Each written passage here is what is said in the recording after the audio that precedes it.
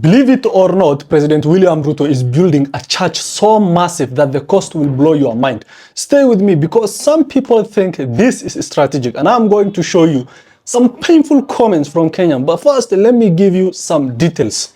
Revealed Ruto's 1.2 billion shilling church at State House. What?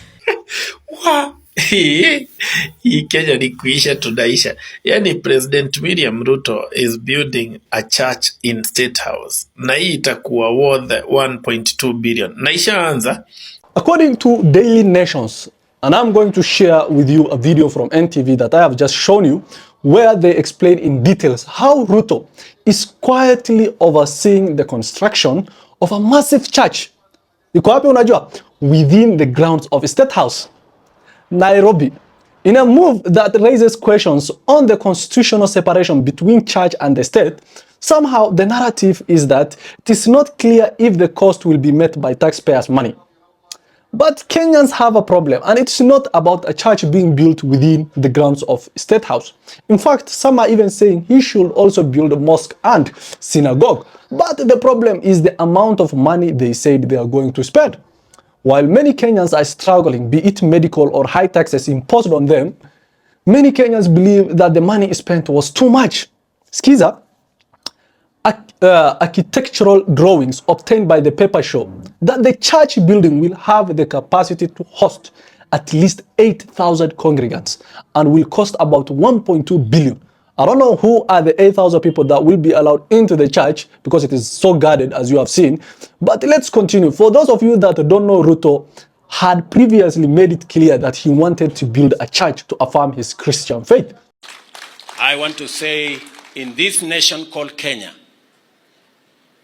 as the leader of this nation, by God's grace, that upon this nation, this rock of Kenya, we are going to build God's church, and the gates of hell shall not prevail.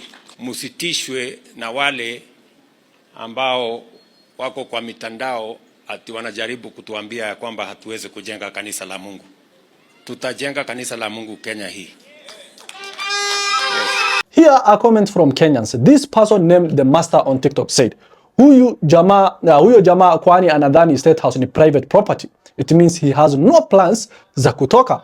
Collins also said, what do you mean it is not clear if the cost will be met by taxpayers' money? Where else will the money come from? Also, Kelvin said, yani ana to overtax just to build a church worth 1.2 billion. Na vile Kenya kuna church mingi.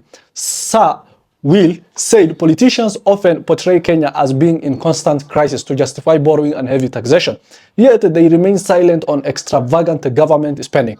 Here is the last one. Divine Timing said he can build a church, it's a free country, but with his own money on his land.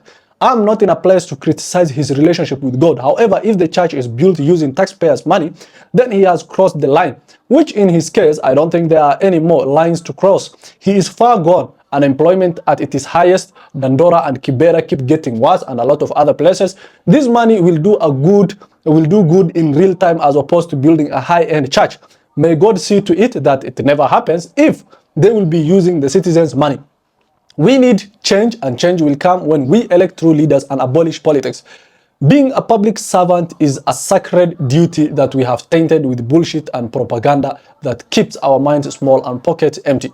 Kenya has not had a true leader since colonization and post-colonization, just puppets who will sell us for a life of luxury and a selfie with white people. Breaks my heart the deeper I analyze this.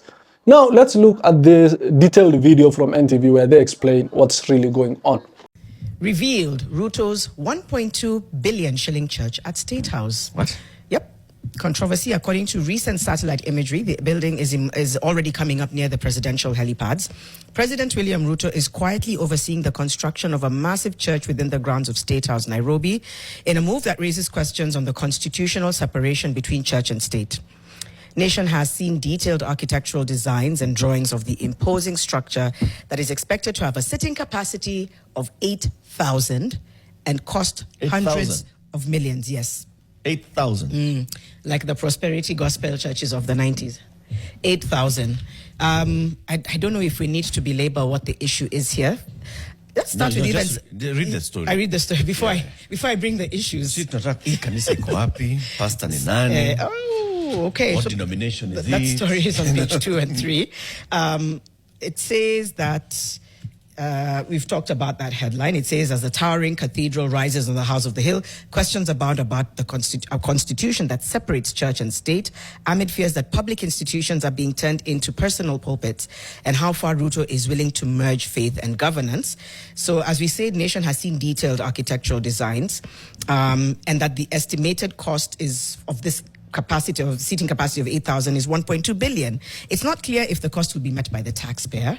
The cathedral-like building designed by Scare, I believe, Architects Limited, features twin crosses on its rooftop and a tall, narrow, cluster-style windows flanking the central edifice. It says that Nation sought to establish the rationale, constitutionality, and total cost. It goes on again to say that President Ruto had previously stated publicly his intention to build a church to underscore his Christian faith.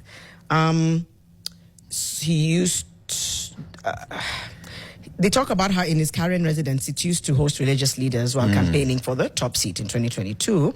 At the time, he dismissed critics and vowed to construct an even larger one if elected. So, red flags, guys. They were there.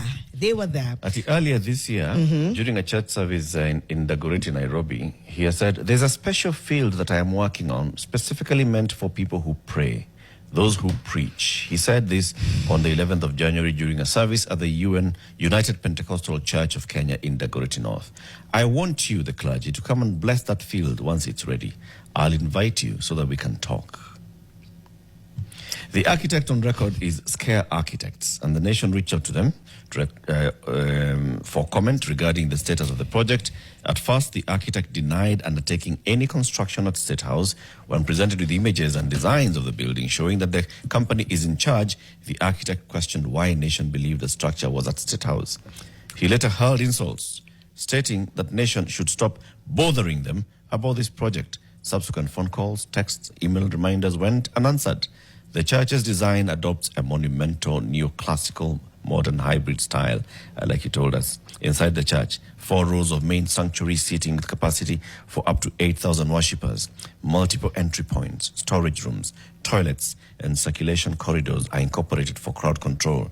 There are 2 prayer rooms on each side of the main auditorium and various auxiliary rooms. You know, there's a book in the Bible that describes when God was giving the design of the temple that was to be built by Solomon. It talks about, it goes into great detail of where. Sounds like this is what I'm reading here. The vertical structure has 2 main levels, the sanctuary floor and 2 upper seating galleries. The galleries are laid out in a circular auditorium design in an amphitheater format to ensure visibility of the pulpit. The interior also includes 4 individual prayer rooms and 1 large family room. An exterior view of the church at night features LED lights at the entrance and a large see-through glass doorway. Okay, there is no church big enough that can absolve the issues that are happening in the country. Ata ukijenga the size of 17 hotels, it does not diminish the issues that need to be addressed. Number 1. Number 2, we really, really need to start separating state and church because it's a weaponization. I think it's also an infringement on other people's religious beliefs because you're platforming and centering one over the other. And number 3, it just gives God-like demigod posturing. I will have the biggest house. 1.2 billion. Then I'll also renovate status. I'm just going to use billions. It's okay. Yo mambo ya capitation. Tutaisort baadaye. Yo mambo ya sha. Mnaongea sana. Si tutakam. Let's first build this massive church. Then we'll be able to help you. We'll pray. And I always say it's a delicate personal thing. Prayer is powerful, but the weaponization of it is what really gets to me. Yeah. Couldn't have put it better. No, I'll just leave it at that. Honestly, this is shocking.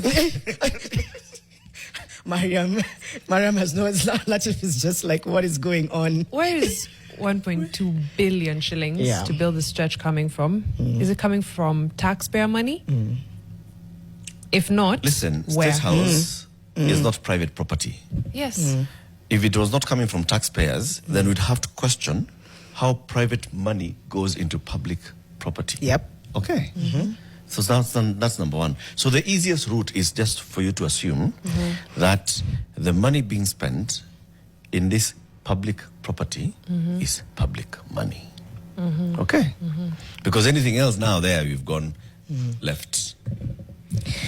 I'm telling you, there's nothing more dangerous than people who center themselves above the institutions. And even as, again, S went wrong, username says, no, Paul Miner says, State House is public residence, just to your point. And he says, so what happens if the president, after Ruto, is Muslim? Anajenga msikiti. Then the next one is a Hindu, then he so builds build a temple, and so on and so Or forth. is this a multi-faith place of worship?